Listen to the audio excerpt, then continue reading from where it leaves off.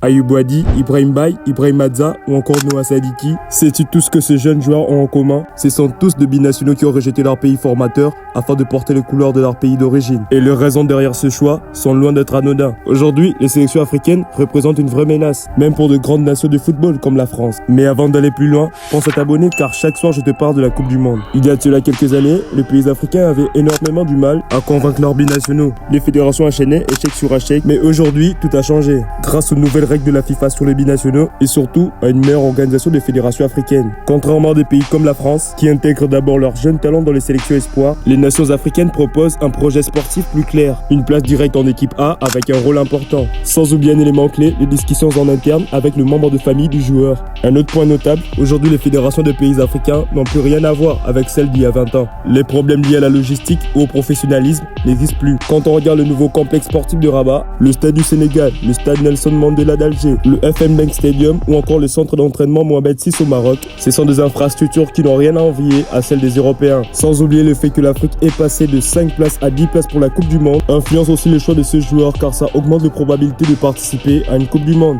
Alors n'hésite pas de me dire ce que t'en penses et à la prochaine.